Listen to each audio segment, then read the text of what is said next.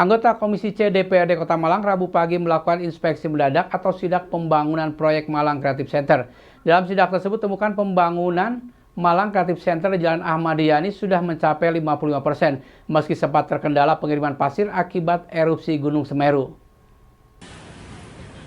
Memastikan proyek pembangunan Gedung Malang Creative Center atau MCC di Jalan Ahmad Yani, Blimbing, Kota Malang berjalan lancar, anggota Komisi C DPRD Kota Malang melakukan sidak proyek tersebut. Sidak yang dipimpin oleh Ketua Komisi C Fathol Arifin memastikan pembangunan proyek MCC berjalan lancar tanpa adanya kendala. Fathol Arifin, Ketua Komisi C DPRD Kota Malang mengatakan, dari hasil sidak tersebut tidak ditemukan adanya kendala yang menghambat pembangunan proyek tersebut. Ketua Komisi C DPRD Kota Malang juga meminta kepada pihak pengembang proyek untuk memperhatikan kualitas bangunan, sehingga nantinya kuat dan bertahan hingga 50 tahun ke depan. Kalau kaitan temuan yang sifatnya perlu punishment, hampir tidak ada. Ini proyek ini di tahun ini dianggarkan 25%. Hitungan 25% dari sisi konstruksi menurut konsultan itu maksimal 2-3 lantai. Ini ternyata dengan anggaran 25% sudah 8 lantai. Progres per hari ini di Minggu 31 sudah mencapai 55%. Artinya luar biasa pekerjaan proyek dari kontraktor ini. Pun kualitas harus dinomorsatukan, kualitas.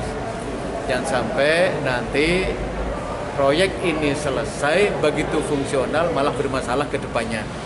Tapi dari hitungan konstruksi, dari sisi teknis, konsultan sudah menjamin sesuai dengan peraturan perundangan bahwa gedung-gedung yang sifatnya layanan harus minimal kekuatannya 50 tahun. Ini sudah ada jaminan itu. Sampai pada kekuatan hitungan ketika terjadi gempa sesuai dengan kondisi wilayah ada di Kota Malang.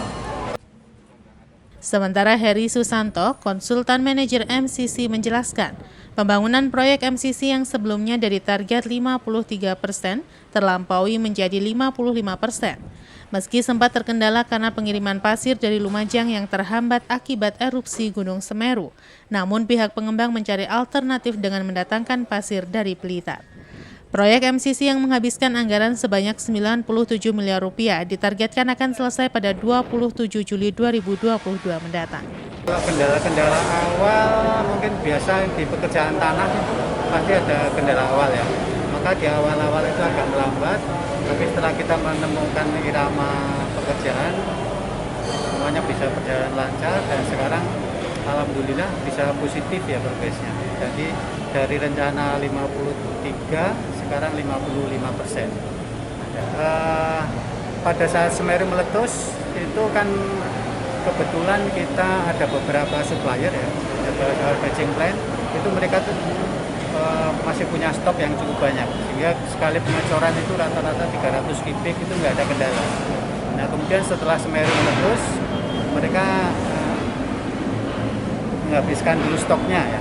Kemudian lama-lama habis, nah kemudian kita mencari juga plan-plan yang lain. Kita tetap pada prinsip semula harus dilakukan dengan pasir Lumajang karena itu memang kualitasnya nomor 1. Kemudian alternatif yang kedua memang menggunakan pasir Welingi. Memang untuk itu kita harus melakukan uji dulu.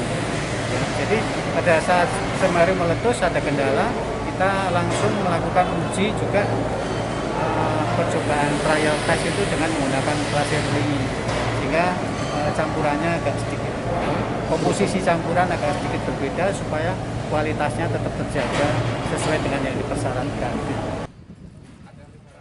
Simon Alfredo melaporkan. Mencegah masuknya varian baru virus COVID-19 Omikron di Kota Malang, masyarakat diminta untuk tidak khawatir dan tetap menjaga protokol kesehatan. Meski varian baru Omikron belum ditemukan di Malang, namun varian baru Omikron sudah masuk ke Indonesia. Hal ini disampaikan oleh Wali Kota Malang Sutiaji yang memastikan pemerintah Kota Malang tetap siap siaga menerapkan prokes yang ketat dan menargetkan vaksinasi COVID-19 bagi warga Kota Malang mencapai 100% di bulan Desember ini. Saat ini di Kota Malang vaksinasi COVID-19 dosis pertama sudah mencapai 99,3%. Untuk vaksinasi dosis kedua sudah mencapai 87% dan vaksinasi lansia hampir 70%. Ia menambahkan dalam kurun 2 pekan terakhir kasus COVID-19 di Kota Malang cenderung terkendali. Selain itu bagi warga yang positif COVID, tracing dan treatment juga langsung dilakukan. Warga diminta tidak cemas namun tetap waspada menanggapi varian Omikron yang telah masuk ke Indonesia. Selain menerapkan prokes ketat dan mendapatkan vaksin COVID-19, kewaspadaan warga juga diminta dilakukan secara berjenjang. Mulai dari tingkat RT, RW hingga perguruan tinggi, diminta bersinergi untuk menekan persebaran kasus COVID-19 di Kota Malang. Terkait dengan varian baru, Omikron, saya minta kepada seluruh masyarakat tidak terlalu cemas.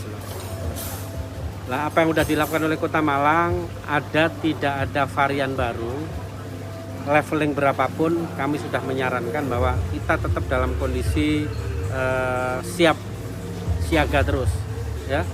Jadi protokol COVID kita kuatkan, sehingga ini yang kita lakukan bersama-sama.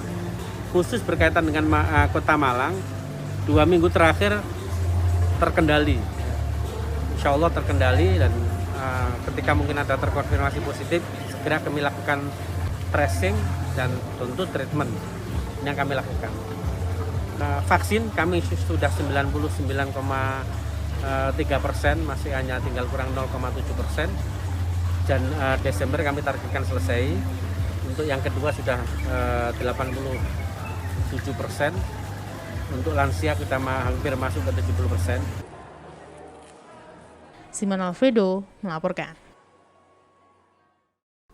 Harga jual cabai di sejumlah pasar rakyat di Kota Malang mengalami lonjakan. Saat ini harga jual cabai tembus Rp85 hingga Rp100.000 per kilogram. Kenaikan harga cabai disebabkan karena stok minim dan pasokan berkurang dari petani akibat tingginya intensitas hujan. Tingginya intensitas hujan yang terjadi belakangan ini membuat hasil panen cabai di kalangan petani berkurang.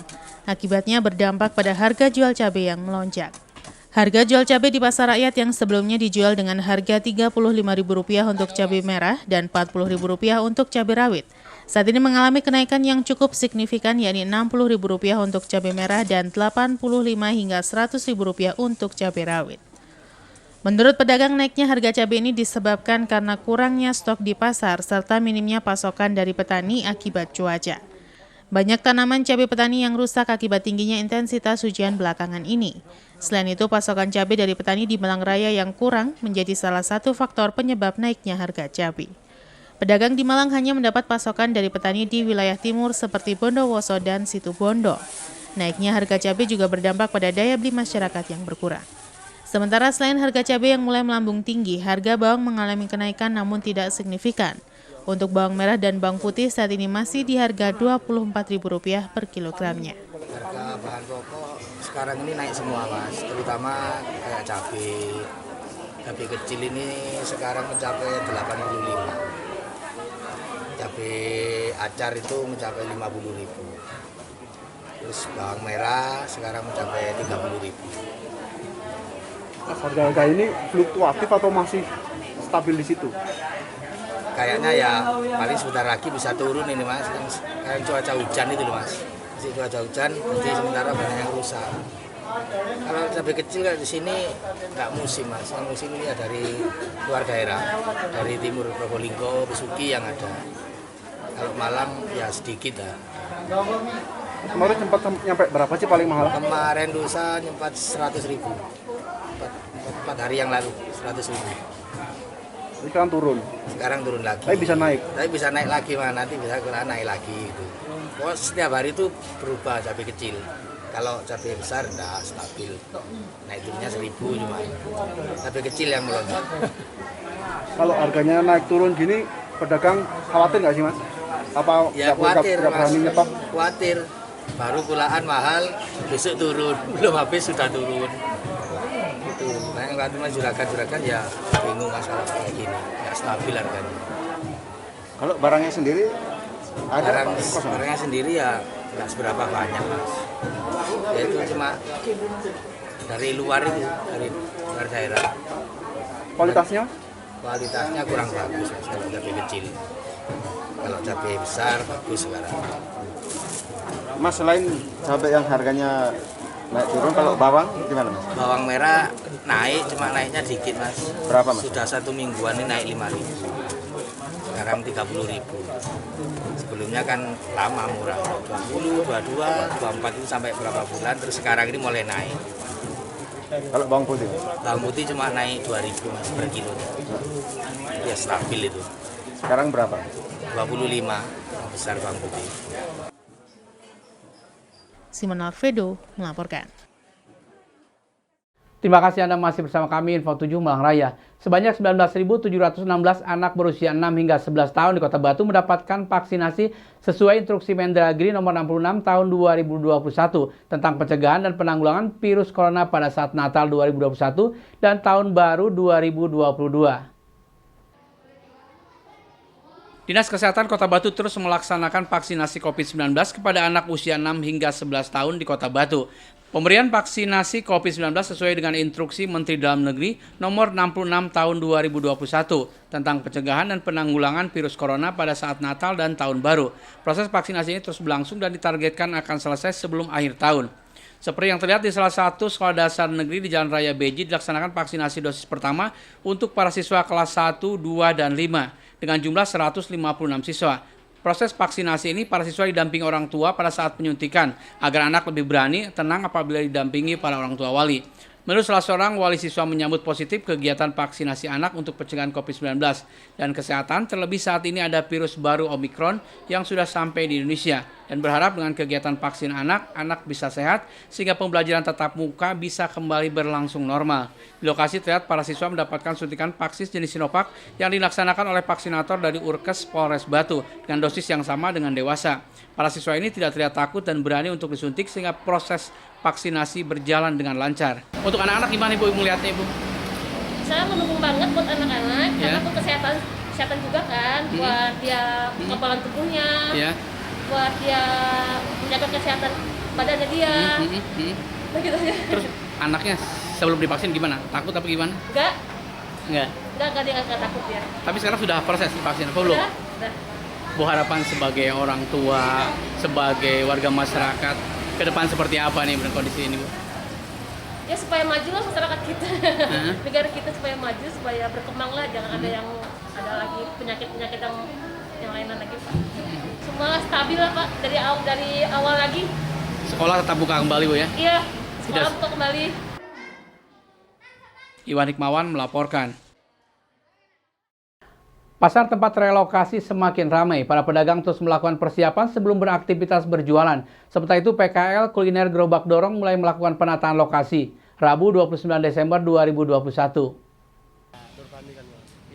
Beginilah yang terlihat di kawasan Stadion Berantas Kota Batu, tempat relokasi pedagang pasar Kota Batu. Kawasan pasar relokasi semakin ramai dengan kegiatan pemilik kios untuk mempersiapkan kios sebelum kembali berjualan. Sebelum patik kios untuk jangka waktu 1,5 tahun, para pedagang terus melakukan berbagai pembenahan dan perbaikan agar kios bisa berfungsi maksimal menjadi tempat berjualan kembali. Seperti yang dilakukan oleh para pedagang kuliner dari Paguyuban Gerobak Dorong Pasar Batu yang sedang melakukan persiapan dan pembenahan lokasi di bagian depan dan juga samping secara bergotong royong. Menurut Ketua PKL Kuliner Gerobak Dorong Pasar Batu menjelaskan, saat ini sedang melakukan penataan dan menyesuaikan dengan kondisi, persiapan tempat, lokasi, dan nantinya bagian penutup agar aman berjualan ketika hujan dan juga terlihat rapi dan nyaman. Di lokasi lainnya juga terlihat para pedagang sudah banyak yang membuka kios dan berjualan seperti biasa dan ramai pembeli. Diperkirakan dalam beberapa hari ke depan, para pedagang akan banyak lagi yang membuka kios dan berjualan seperti biasa. Persiapan sama teman-teman PKL semua ini. Khusus kuliner sini ya? Khusus kuliner sama minuman. Jajar depan ini ada berapa kira-kira Pak? Gimana? Jajar depan ini ada berapa puluh Pak? Kurang lebih kalau sini sekitar 46. 46 Pak ya? Ya kalau dihitung semua lebih, cuman sebagian ditaruh di dalam. Ya sudah tersedia di dalam. Iya. Kapan Pak mulai aktifnya nih Pak? Nunggu apa? Ya insya Allah kalau ini sudah beres semua, Ya. selesai, sudah tertata, Ya. baru kita bisa jualan. Kira-kira berapa lama ke depan kira? Apa nunggu yang dalam dulu beres?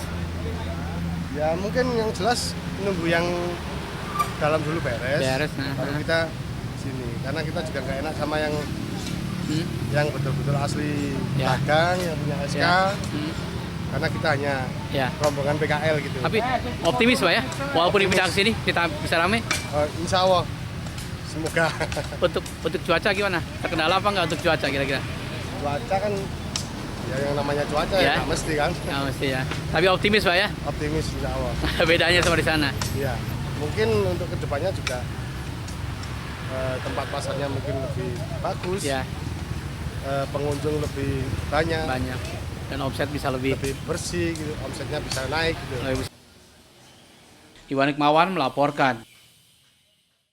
Terima kasih Anda masih bersama kami Info 7 Malang Raya. Mewadahi para perupa sekaligus seniman untuk berekspresi dan mendukung dunia kepariwisataan di Kota Batu, Among Tani Foundation menyelenggarakan kegiatan Festival Seni Angkringan Asli Jogja 24 Desember 2021 sampai dengan 1 Januari 2022 mendatang.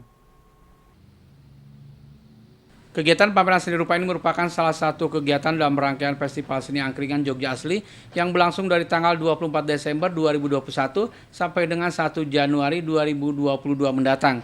Kegiatan Festival Seni Angkringan Jogja Asli ini untuk mewadahi para perupa maupun lebih luas seniman di Kota Batu agar dapat berekspresi, terus berkarya dan meramaikan sekaligus menunjang dunia kepariwisataan di Kota Batu. Pada pameran seni rupa ini menampilkan lebih dari 30 lukisan hasil karya 12 perupa muda di Kota Batu. Lukisan yang dipamerkan ini beragam aliran yang dituangkan dalam berbagai media, online kampas, mix media, dan lainnya. Menurut penyelenggara kegiatan menjelaskan, Festival Seni Angkringan Jogja Asli selain pameran juga akan diisi dengan pameran seni rupa sinau melukis, dalang cilik, dan karawitan serta panggung kreasi.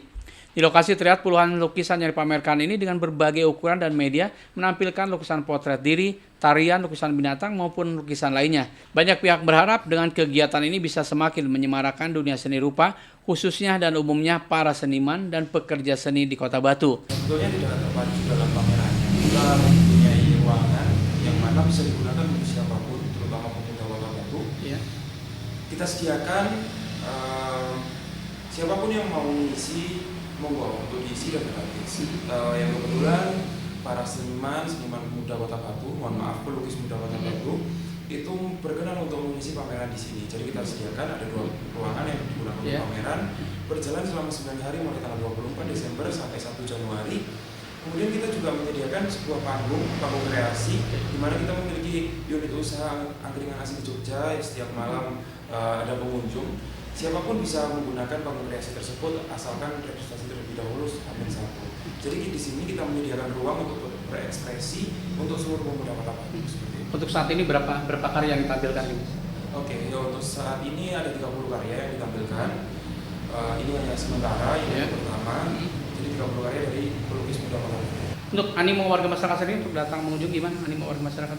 Lumayan karena sebetulnya tidak terlalu ramai seperti yang kita harapkan, tapi sudah cukup lah untuk mengenalkan karya-karya anak muda Kota Batu. Karena pengunjung angkringan sendiri kita beri petunjuk arah, kita arahkan, itu mereka semua berkenan untuk melihat pameran ini, kemudian juga menyaksikan panggung kreasi setiap malamnya seperti itu. Sedikit sampai melihat seperti apa nih para perupa muda di Kota Batu seperti apa nih kiprahnya sedikit aja. Kalau menurut saya sangat aktif dan kreatif karena mereka kita sediakan ruang saja mereka sudah bergerak dengan sendirinya seperti itu. Tapi kalau menurut kami sih masih kurangnya ada fasilitas kepada mereka untuk melaksanakan pameran seperti itu, untuk mengungkapkan pemikiran-pemikirannya karena sangat kreatif kalau menurut kami. Harapannya Among Tani Foundation ini bisa menjadi wadah untuk seluruh seniman Kota Batu, untuk seluruh anak muda Kota Batu, entah itu perihal seni, perihal pendidikan, dan yang lain-lain. Yang mana itu nanti akan menunjang sektor pariwisata di Kota Batu. Iwan Hikmawan melaporkan.